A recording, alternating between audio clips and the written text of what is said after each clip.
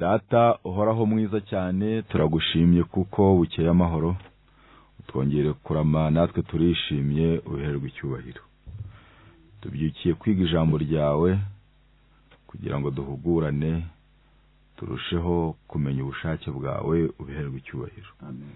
Dutwikirize imbaraga yawe, abari kutwumva bakoresheje inyakiramajwi zabo, kandi ubwo turahatandukaniye buri wese ukaba umutima we, uduhe kukwegukira no kugira ngo turusheho kukumenya. Nibyo dusabye mu izina rya Yesu. Amen. Mwese turaramukanije mu izina rya Yesu. Reka dushimire Imana ko bukeye amahoro, izina ry'Imana yacu rihabwa icyubahiro. Nge mwumva ko tugiye gufatanya muri aka kanya kwiga ijambo ry'Imana. Amazina ni Karahamuheto Jean Pierre, ndi mwene so musangiye kwizera. Nkaba rero tugiye gufataniriza hamwe kwiga ijambo ry'Imana. Ni amagambo atubwira ngo kuba mu shyanga ritagayitse. Kuba mu shyanga ritagayitse. Bibiliya itwereka neza uburyo muri iyi si hagiye habamo imiryango, amoko cyangwa se ibihugu byagiye bigomera Uwiteka, ariko atari ku bushake bw'Uwiteka, ahubwo bagahitamo nk'uko byanditswe muri Bibiliya. Igihe Rebeka yasabaga Uwiteka ngo amubwire ibyo yumvishe bikiranira mu nda ye ibyo ari byo, nk'ibintu bidasanzwe, hari amagambo Imana yamubwiye akomeye nshaka kugira ngo nsubiremo natwe kandi dusomere hamwe. Tugiye kwiga ijambo rivuga ngo kuba mu shyanga ritagayitse.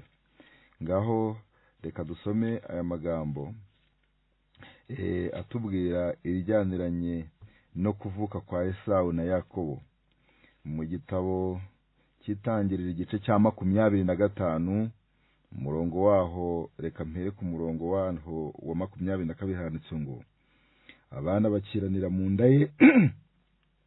Aribaza ati, ubwo bimeze bityo, ibi bimbereyeho iki? Aragenda ajya kubaza Uwiteka. Uwiteka aramusubiza ati, inda yawe irimo amahanga abiri, amoko abiri azatandukana uhereye igihe azavira mu mara yawe. Ubwoko bumwe buzarusha ubundi amaboko, umukuru azaba umugaragu w'umuto. Iyaba byari ibi ngibi gusa, ariko ntibibe byarajemo kugomera Uwiteka, ntacyo byari bitwaye, kuko n'ubundi intoki ku kiganza ntizireshya. Icyo ni kimwe. Amaso ntabwo ajya ahana n'umugongo ngo kuki kimwe kiri imbere, kuko umugongo wikoreye amaso, ariko n'amaso akareba. Mbese bisa nk'impumyi n'ikirema. Mu by'ukuri aba bantu uko ari babiri bashobora gufashanya. Umwe yaba areba, undi wafite ubundi bushobozi. Ni ukuvuga ngo wacitse akaboko afatanije n'impumyi baterura, kuko impumyi amaboko aba ahari, ariko wacitse akaboko we nta maboko aba afite. Kumubwira ngo kiri imbere yawe aho, yakamushorera, bafatanya bakabyara ikizima. Niko n'aya mashyanga, kuba umwe yari kuba mukuru undi akaba muto, byari gutuma bafatanya, kandi kuba umwe yari gutegeka undi agategekwa, ntacyo byari bitwaye, kuko no muri iyi si natwe ubwacu ntabwo tuyoboye, ahubwo hayobora umwe, 3, 4 cyangwa 10, abandi bakayoborwa, kandi ibintu bikarushaho gutungana, haba mu gihugu ndetse no mu by'itorero muri rusange.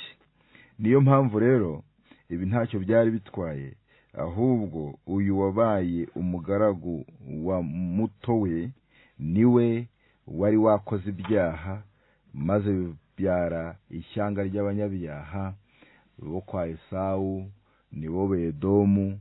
Iri shyanga ryakomeje kugomera Uwiteka, bagahora barwana na bene se b'Abayisiraheli n'Abayuda, bakabima inzira igihe bavaga mu butayu. Ibyo byari ikintu gikomeye cyane, cyagiye kiba uruhererekane ndetse bavamo amahanga agomera abakomeje kubaha Uwiteka.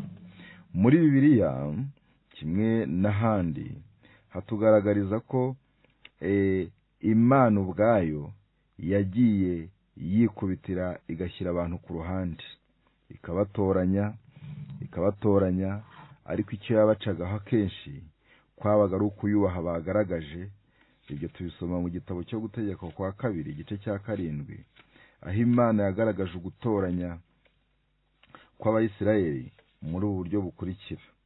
Hano muri iki gitabo cyo Gutegeka kwa kabiri haratubwira hati, igice cyaho ni icya 7, umurongo waho ni uwa 7, hati icyateye Uwiteka kubakunda akabatoranya si uko mwarutaga ayandi mahanga yose ubwinshi ndetse mwari bake hanyuma y'ayandi yose, ahubwo ni uko Uwiteka bakunda agashaka gusohoza indahiro yarahiriye ba sekuruza banyu.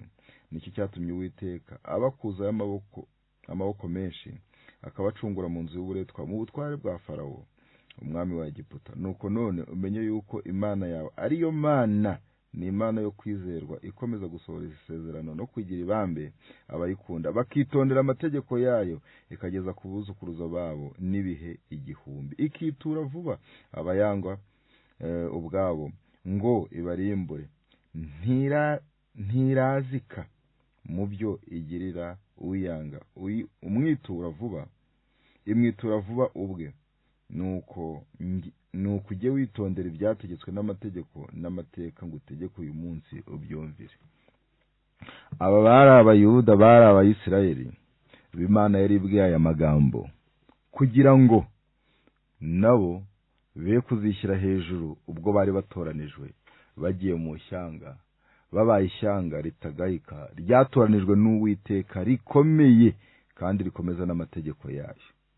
Bari bahawe umwihariko, bari bagiye kuba ubwoko butura ukwabwo. Niko uwitwa Maraki yabivuze muri aya magambo akurikira, ku buryo kugeza na n'uyu munsi mu bijyaniranye n'amateka mu gihugu cya Isiraheli, Umuyisiraheli yahuye n'ikibazo, igihugu cyose kiba gihuye n'ikibazo gikomeye cyane. Bita ku baturage kandi bita ku babo nkaho ari umutungo ukomeye cyane. Ibyo muzajya mubyumva mu bihe by'intambara bajya bagira, ku buryo Umuyisiraheli kumukoraho bamurwanira, nubwo batakirwanirirwa nk'uko yabarwaniriraga mbere yabigenze, ariko nabo ubwabo bashyiramo imbaraga kugira ngo bakomeze uko bari kera, bari ishyanga riteye ubwoba, bari ishyanga ritagayika, bari ishyanga ryihagazeho, ridatsindwa mu ntambara, ritamanjirirwa, ridahura n'ibyago ngo ribure uko rigenza. Uko niko Imana yari yarabashyize hejuru, ariryo shyanga ritagayikaga, ryari rifite Imana iruta izindi mana. Niyo mpamvu rero ibyanditswe byera bitubwira amateka y'aba Bayisiraheli, natwe tukumva ko dukwiriye kuboneka muri uyu mugabane. Ugukomera kwa Isiraheli kwaterwaga n'ibyo bitonderaga. Imana yari yarababwiye ko mu kwitondera amategeko itazabateza indwara, mu kwitondera amategeko itazabateza ibyago, mu kwitondera amategeko izabarindira igihugu, mu kwitondera amategeko izabagira umutwe itazabagira umurizo, mu kwitondera amategeko yayo bagombaga kugira ubutaka burumbuka, mu kwitondera amategeko yawo imizabibu yabo n'ingano zabo byagombaga guhora byera bitewe n'uko bubaha Uwiteka kandi bakagendera mu jambo rye. Niyo mpamvu rero muri iki gihe cya none natwe ibyo ku muntu uwo ari we wese kuyemera agakora ibyo gukiranuka, Imana irabimuha. Mu gitabo cy'Abaroma hagaragaza amagambo akomeye umuyuda nyakuri mu isezerano rishya. Abaroma igice cya 2 hatubwira aya magambo akurikira, hatubwira umuyuda nyakuri muri iki gihe cy'isezerano rishya. Ndasoma 2 umurongo wa 25.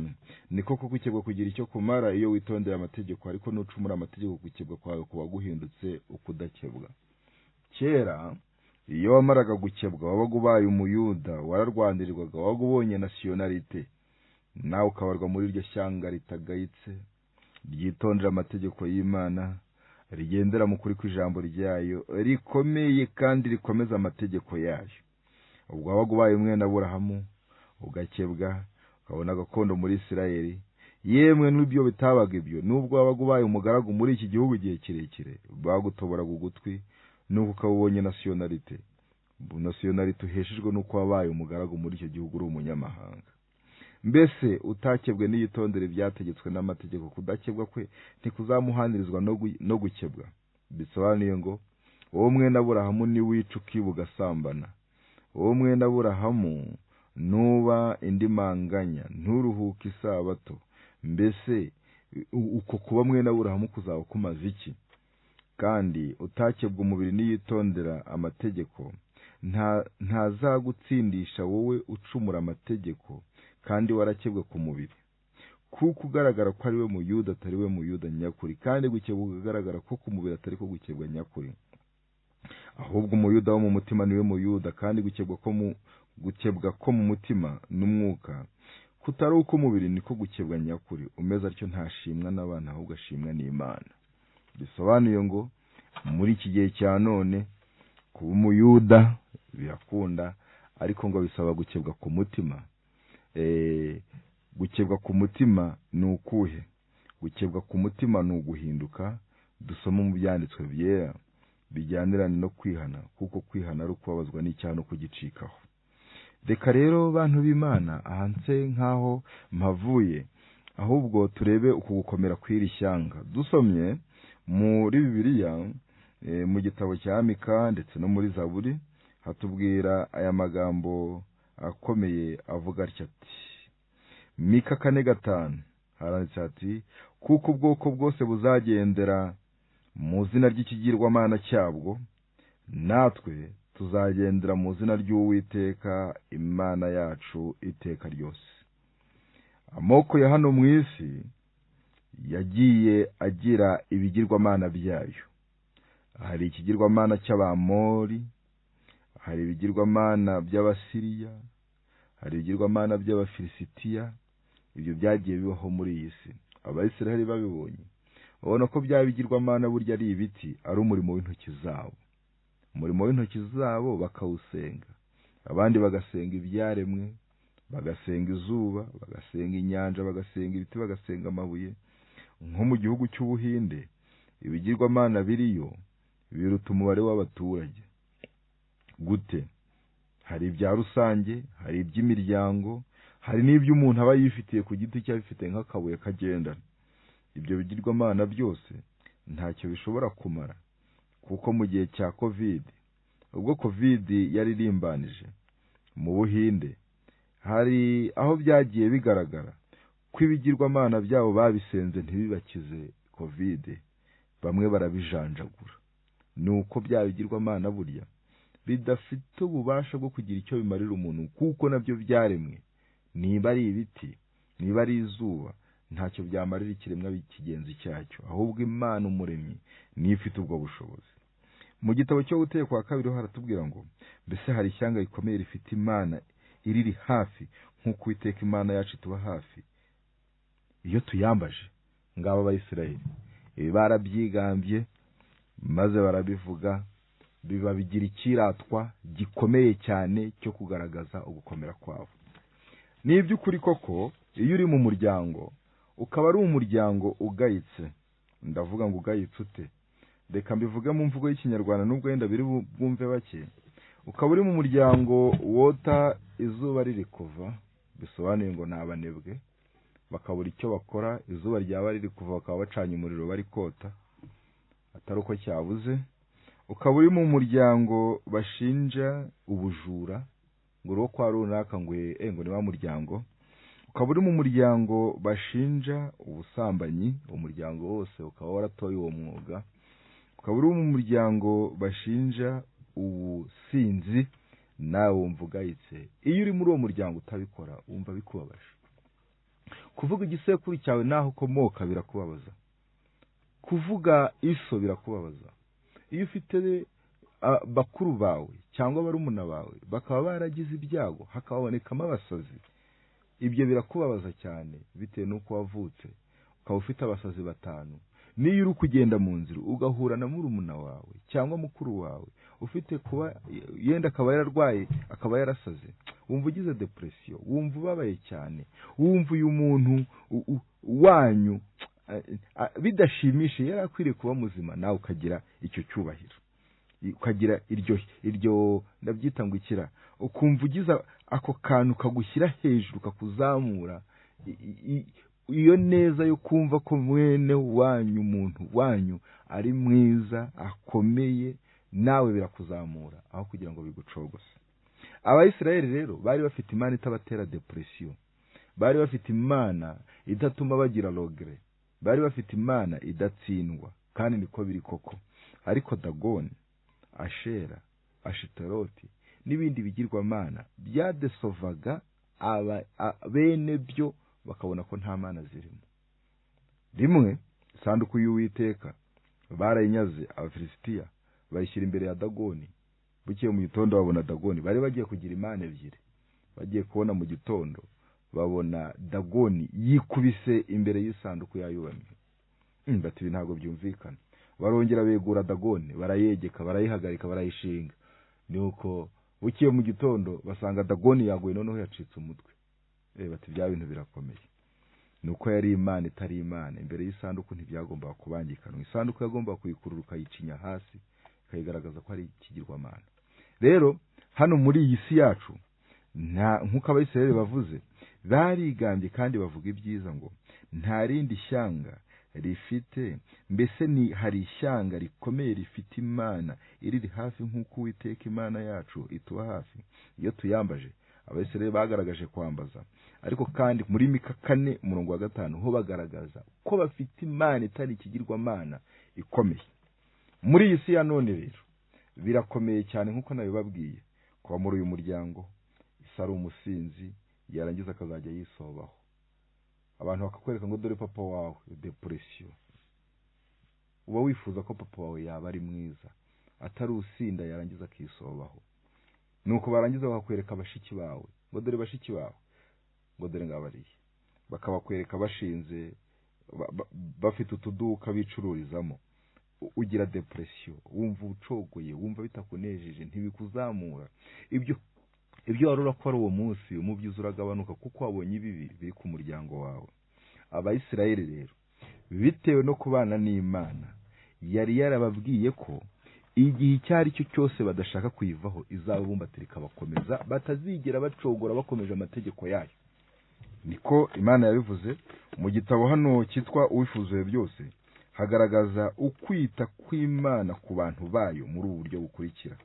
Muri iki gitabo niho handitse ngo abana b'Imana ntibajya baba abusa mu bwenge bwayo.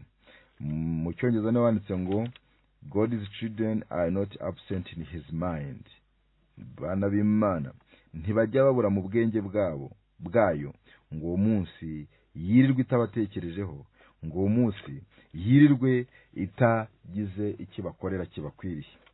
Noneho hano ndasoma muri iki gitabo cy'Uwifuza byose, ndasomamo amagambo magufiya cyane. Niho hatubwira ngo l'âme qui est donnée au Christ est plus précieux à ses yeux. Uwifuza byose 479. L'âme qui est donnée au Christ est plus précieux à ses yeux que le monde entier. Umutima wiyegurira Kristo uburu w'agaciro mu maso ye kuruta isi yose.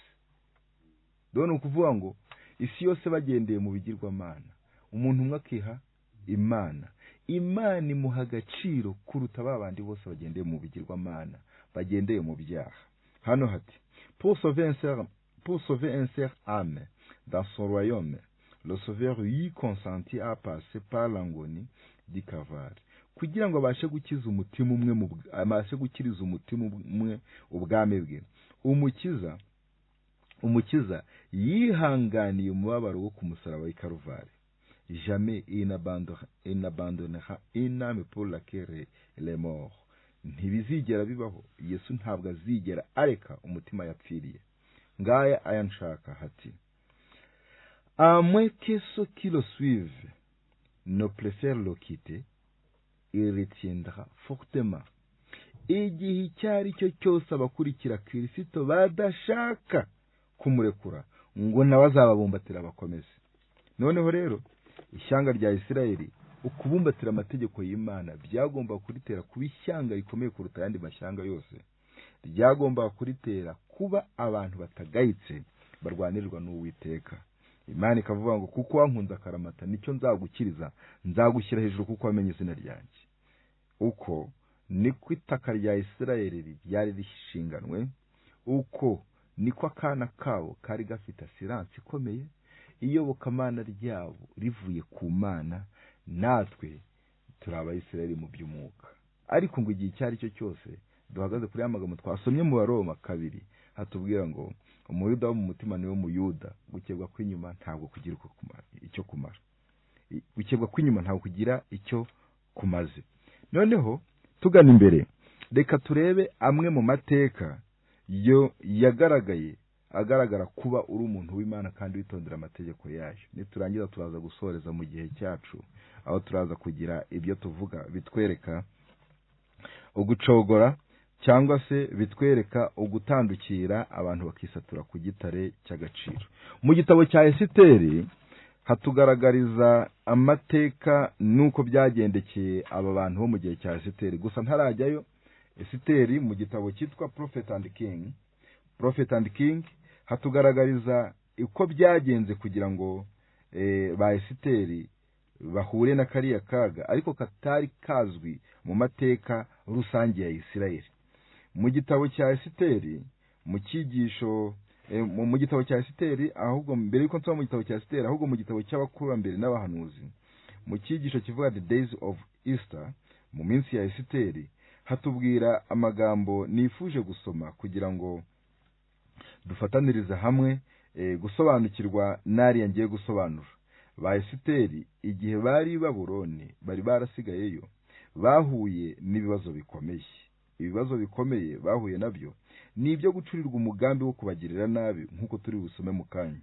Ariko ko bari mu shyanga ritagayika kandi nabo kwitondera amategeko y'Imana, biraza kugaragarira mu nyereko turi busome. Imana yabakoreye igikomeye maze ibakorera ibyiza kuruta uko yari kubikorera abadasenga Imana.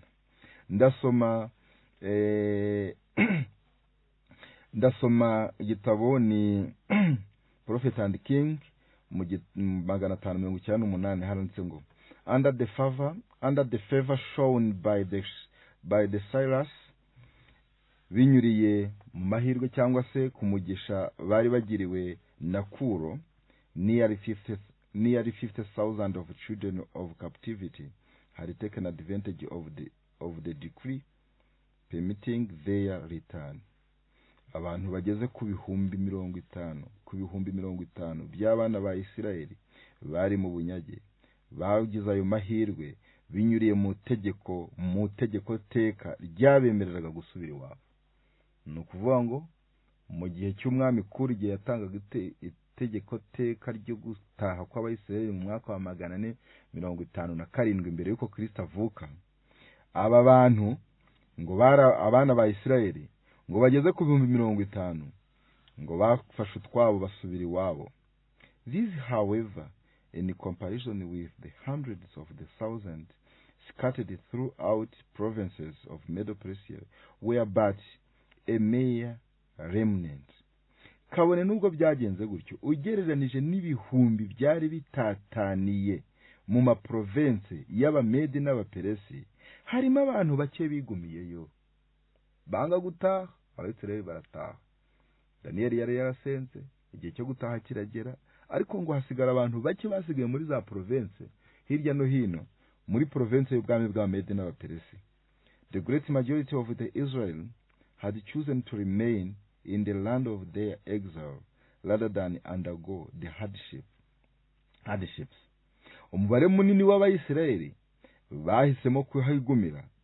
Umubare utari muto w'Abayisirayeli bahisemo kwigumira i Babuloni cyangwa se kuri ubwo butaka bw'Abamedi n'Abaperesi muri ubwo bwami bwari barahungiyemo, aho kugira ngo bajye kwihandisha imibabaro of return their journey, imibabaro yo gusubira iwabo muri urwo rugendo, and the reestablishment of their deserted cities and homes.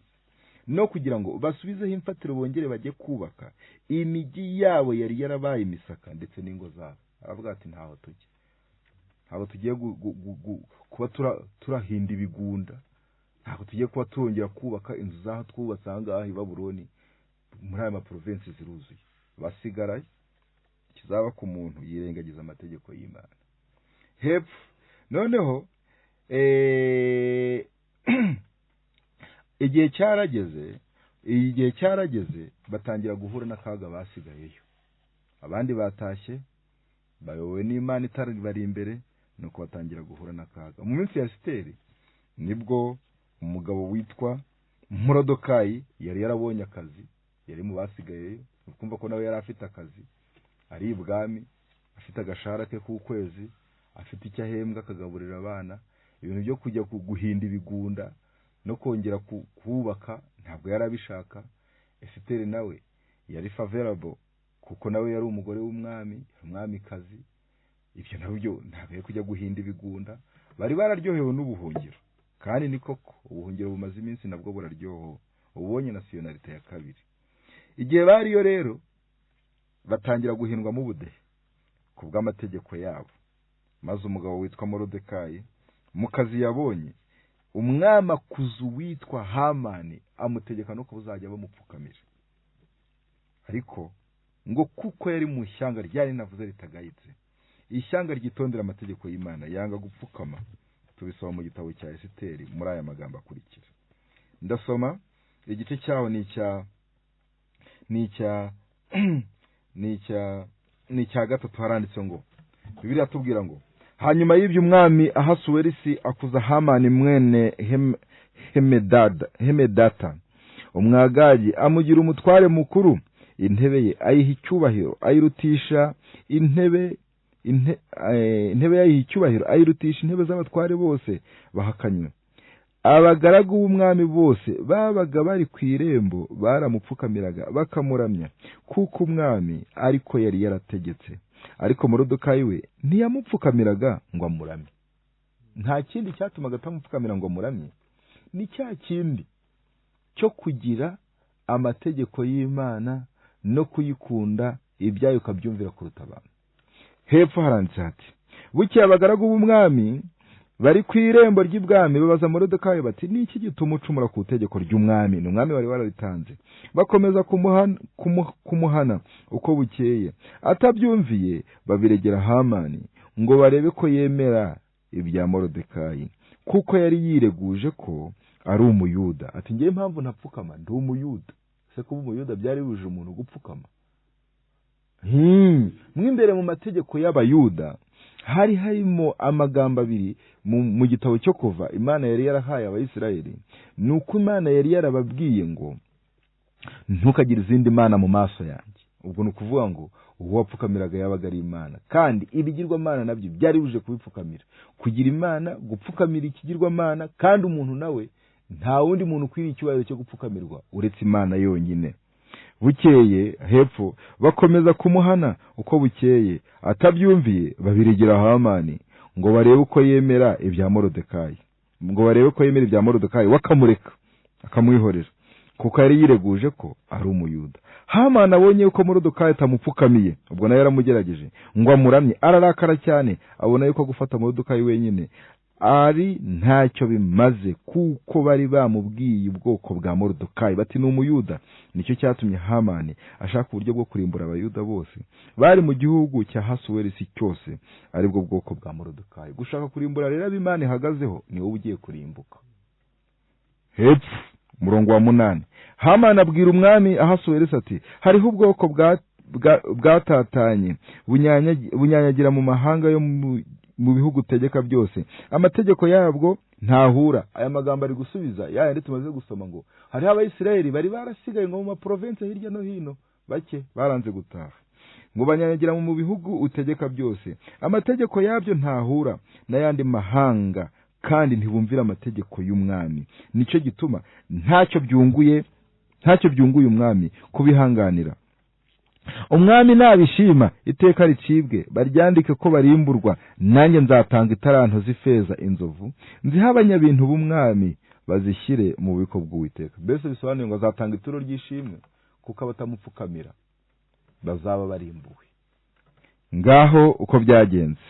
Noneho iteka ryaraciwe maze arataha.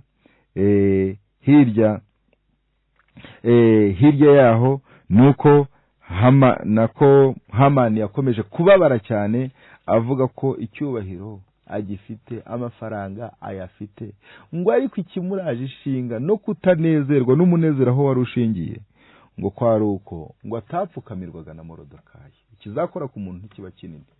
Amafaranga ndayafite, umugore n'abana byose ndanezerewe, icyubahiro ndagifite, ariko kuba hari abantu batamfukamira birambangamiye. Niko byagenze. Yaje gucura imigambi mibisha, ashaka uko ari bugenze Morodekayi, arabipanga, ashaka igitamushitaho. Si ibyo gusa, ahubwo urwandiko rwo rwari rumaze rutarandikwa, Imana yo mu ijuru, ya yindi ikorana n'ishyanga ryumvira amategeko yayo, ya yindi ikorana n'abayumvira, aho Petero yavuze ngo ahubwo mu mahanga yose uyubaha agakora ibyo gukiranuka iramwemera, kuko bari bagiye kuzira itegeko ryayo, yagombaga kwigaragaza ikihagararira. Ibuza ibitotsi umwami, arara adasinziriye. Kera nta radiyo zabagaho ngo arumva akazi icyo asinzire, ahamagara abamusomera. Kera iyo umwami yakeneraga kugira ngo agire ibyo yumva, agire ibimuhuza, bamuzaniraga abamuririmbira n'abamubyinira, cyangwa se bakamuzanira ibitabo by'amateka bakamusomera. Ahamagara abamusomera ati nimwe muransomera mu gitabo by'ingoma z'abami numva amateka. Mu gusoma bagiye gutangira avuga ngo ku tariki 15 z'uku kwezi muri uyu mwaka, ubwo bari bakugambaniye bashaka kukwica bagukoreye kudeta nguveho, hari umugabo kuri iyo tariki nawe wari wamenye ayo magambo, maze aza kutuburira avuga kuri bwicwe, kuri bugirirwe nabi. Abo bagabo barafatwa baricwa, nuko ubwami bwa burushaho gukomera, dore kugeza na n'uyu munsi uri umwami. Mwami atamena. Ariko ibyo bintu byabayora ngwe, uwo muntu se wangiriye atyo akaza kuvuga izo nama z'abagambanyi aracyariho? Ngo gusa Morodekayi ntari hano hanze, hari icyo twamuhaye? Ngo ntacyo. Ngo mumuhamagara. Ahita ahamagara Hamani ati umwami akunze yamugenza ate? Ati nta kindi yamukorera, kuko yatekereje ko ari we. Mu mutima we aravuze ati ubu ni ngewe rwose, nta wundi urukundo rwajyaho. Ati yafata imyenda umwami yambara akayimwambika, akamushyira ku ndogobe, yarangiza akamuzengurutsa mu midugudu muri kapitali, akavuga ngo dore uko umwami akunze amugenza. Ibyo jambo ryahise ryinjira mu matwi y'umwami, aravuga ngo aka kanya ihute, genda ubigirire Morodekayi.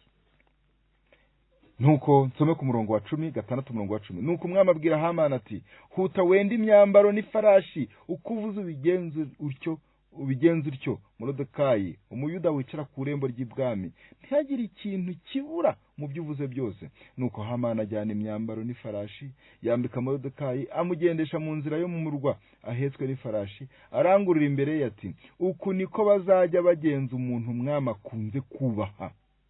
Hanyuma Morodekayi asubira ku irembo ry'ibwami, ariko Hamani arihuta asubira iwe ababaye kandi yitwikiriye. Aherako atekerereza umugore we Zereshi n'inshuti ze ibyamubayeho byose. Nuko abajyanama be n'umugore we Zereshi baramubwira bati Morodekayi uwo ubwo utangiye gucogorera imbere ye, niba ari uwo mu rubyaro rw'Abayuda ntuzamushobora, ahubwo uzagwa imbere ye. Ngo kuko byagenze. Kondisiyo yari imwe, nivuga ngo niba ari uwo mu rubyaro rw'Abayuda ntuzamushobora, kandi ukaba utangiye kumucogorera imbere, uzamugwa imbere. Niko byagenze. Zereshi umugore we yarabihanuye, yarazi Abayuda, yarazi ishyanga ridakinishwa. Niko bimeze no muri iki gihe cya none ku bantu bubaha Imana, Imana ibibaba hafi. Isezerano riravuga ngo kuko yankunze akaramata nicyo nzamukiriza, nzamushyira hejuru kuko yamenye izina ryanjye. Reka dusome aya magambo tuyavuge nk'uko ari. Bibiliya igenda isobanura byinshi muri ubu buryo bukurikira. Reka Bibiliya kuko yankunze akaramata nicyo nzamukiriza. Reka ndirebe.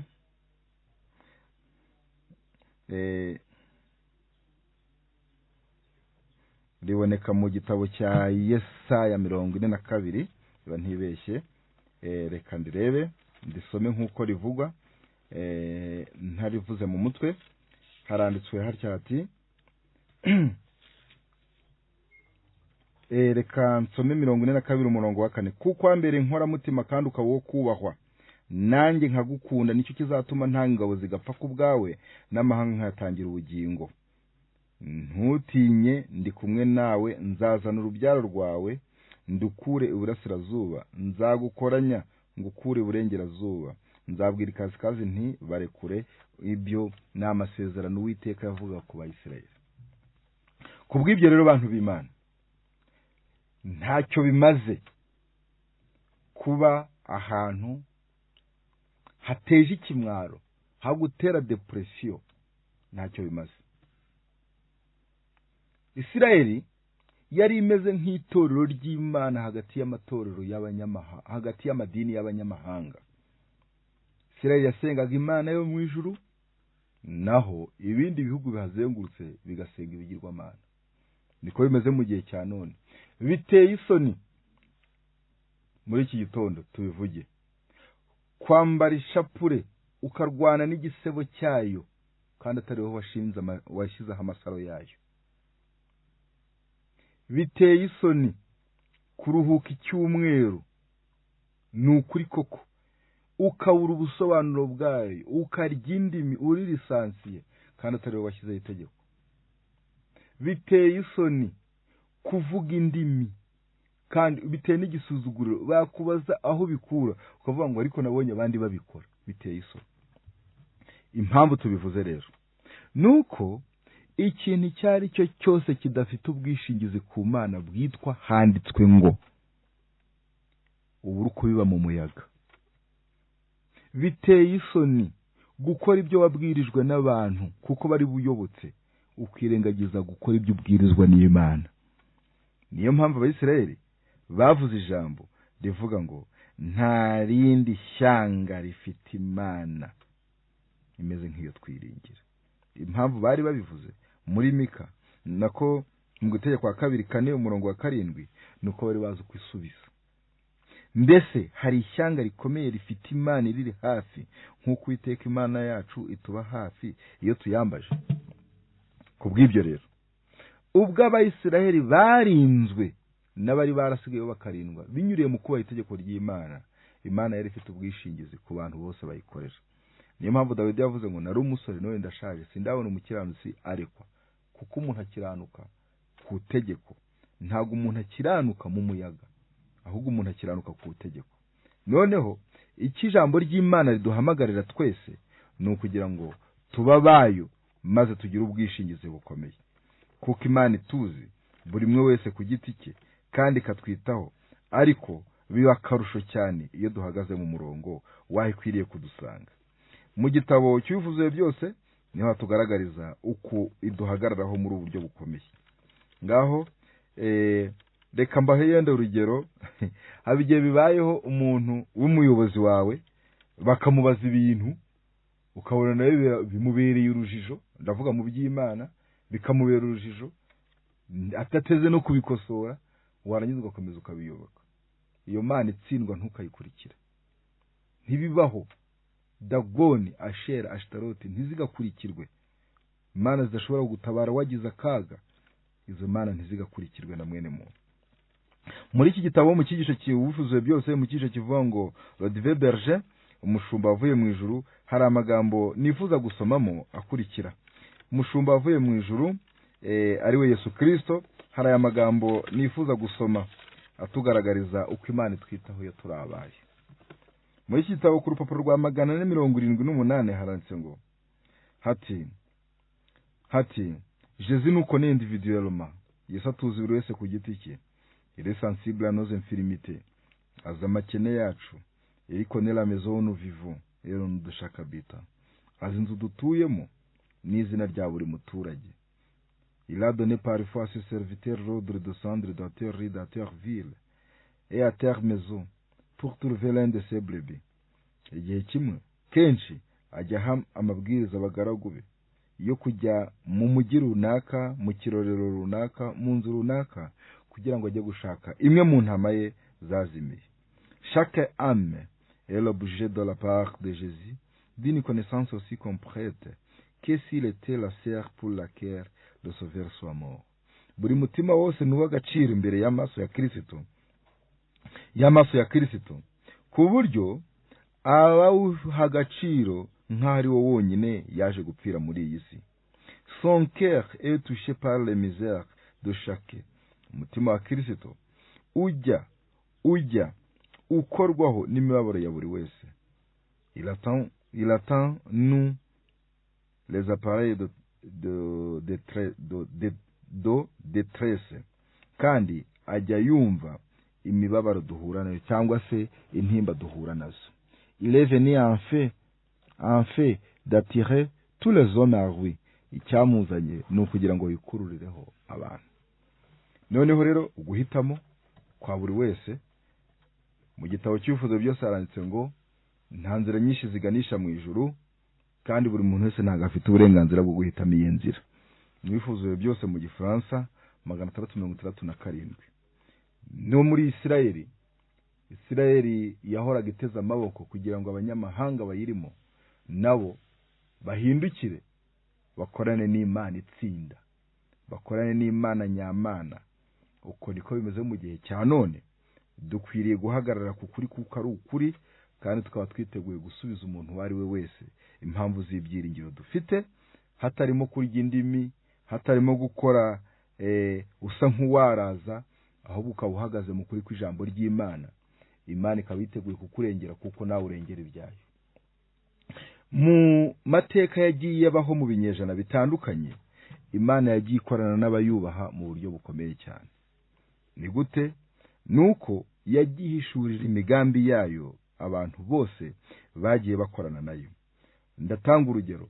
Igihe Abayisirayeli nabo barekaga Imana nk'ishyanga, kandi bakaba bari bafite isanduku y'isezerano, bake bari basigaye bakorana nayo. Imana yabahaye ubwo bwenge, ibahishurira iryo banga, ibabwira kujya guhisha iyo sanduku. Ni ukuvuga ngo ukorana n'Imana igihe icyo ari cyo cyose agenda nayo intambwe ku ntambwe, kandi iyo uyiretse nayo gushyira ku ruhande igakorana n'abayishaka.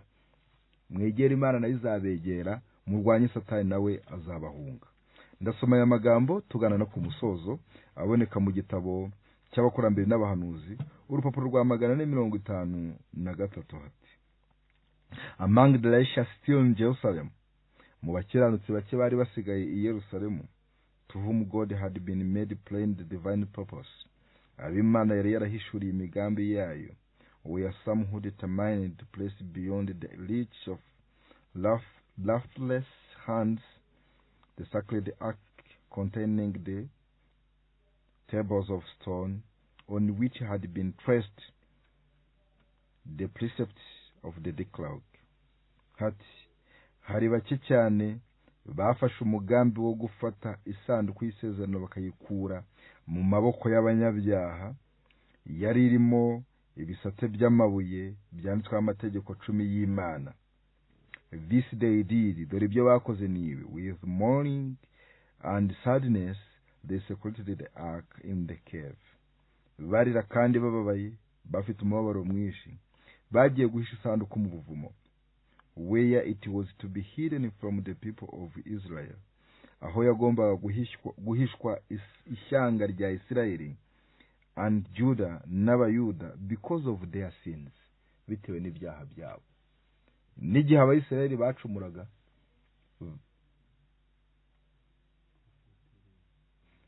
bitewe ni igitabo ni Prophète Roi, abahanuzi n'abami, mumbabarire kubabyumvise nabi, bitewe n'ibyaha bari bakoze, Imana ntiyemeye ko bakomeza kugenda n'amategeko yayo, ahubwo kuko bari bagiye kunyagwa n'abi Babuloni, Imana ntiyemeye ko isanduku inyagwamo, ahubwo basigaranye na bakeya bakorana nayo, ibahishurira umugambi, bajya kwihisha mu buvumo. This they did, dore ibyo bakoze ni ibi. With mourning and sadness they sacrificed the ark. Bababaye kandi bafite umubabaro mwinshi, bagiye guhisha isanduku mu buvumo, where it was to be hidden from the people of Israel, aho yagombaga guhishwa ubwoko bwa Isirayeli, and Judah n'abayuda, because of their sins, bitewe n'ibyaha byabo, and it was to be no more restored to them. Kandi ntibongeye kuyigarurira ukundi. Ngaruka hano, reka tubabwire ngo Imana ikorana n'abayumvira. Kuba ubwoko bwayo ni uko winjiye mu murongo w'abayumvira, ukumvira ijambo ryayo uhereye kuri ukageza kuri nini. Icyo Imana ipfa n'amadini ni uko batwara umugabane uhuje nuko bashaka gukurura abayoboke. Bati nituvuga ku bijyaniranye no gusiga iminwa baragenda, abiminwa bose barashiramo kandi aribo bazana amafaranga. Nituvuga ku bijyaniranye n'aya maherena nabwo abandi barashiramo. Nituvuga ku mapataro barashiramo. Nituvuga biti tugiye kuzajya dusenga ku isabato bazavuga ati muzanye iby'abayuda, bati barashiramo. Ibyo byo nituvuga ku itabi naho kimwe cya kabiri nacyo kiragenda. Maze ibyo bigatuma abantu barekwa kandi bahimbaza, babyina, basirimba, bakumva Imana iri kumwe nabo. Kuko iyo umuntu yishimye ubwo yibwira nyine ngo ubwo ibyiyumva Imana yabyemeye. Oya, ntago ari uko bimeze. Imana yemera ibihuye n'ijambo ryayo n'ubushake bwayo. Muri iki gitabo nsoza handitse ati ngo aho iyo sanduku bayihishwe ku buryo batazongera kuyigarurizwa. That sacred ark is yet hidden. Iyi sanduku y'isezerano n'uyu munsi iracyahishwe. It had never been disturbed since it was secreted. Ntabwo yigeze icokozwa cyangwa hagire uyikoraho uhereye ku munsi iyi sanduku yahishiwe. Nta muntu uzi n'ahiri. Nuko rero Imana yatanze irindi sezerano avuga ngo nzasezerana n'ibisezerano rishya. Iryo sezerano nuko Imana izandika amategeko mu mitima yacu, kuba ari ubwoko bwayo, kuba itorero ryitondera amategeko y'Imana kandi rikagira guhamya nko kwa Yesu. Ubwoko bw'Imana urashinganwe, uri mu bwoko butagayitse, uri mu bwoko budacumura kubera iki? Budafata umugambi wo gufatira hamwe umwanzuro wo gucumura amategeko y'Imana. Reka buri wese yiyunge n'Imana kandi ashaka ukuri kugira ngo Imana ibone kumurengera mu bihe byose. Abantu bari ku buyobe bw'amadini, kuko mu gitabo cy'Abefeso haranditse ngo hariho Imana imwe, hariho umwami umwe, umubatizo umwe. Ubwo byabaye byinshi rero harimo iby'abantu. Reka Imana y'amahoro muri iki gitondo iduhe kugendera mu kuri kwayo no gukora ibishimwa nayo mu izina rya Yesu. Reka dusenge. Ushimirwe Data kuko ugira neza, izina ryawe rihabwa icyubahiro. Utweretse ijambo ryawe muri iki gitondo ryo kuba mu shyanga ritagayitse. Nta rindi ni ry'uyoboye, naho ibiri muri isi byose iby'abantu bihimbira, bakiyegeranya, bakagira amategeko n'imigenzo bibagenga, ntibyabakijije. Ariko weho abakumvira aho batataniye mu isi hose, ugenda ukorana nabo kandi ukigaragaza kuko uri Imana, ukaba umuremyi, ugakorera mu byaremwe nabyo bikakumvira, ubihererwa icyubahiro. Barakeye, bamwe bagiye kujya mu mirimo. Ngaho uhagarare buri umwe wese kandi utugenzereze uko ushaka muri uyu munsi. Uzaduhe gutahana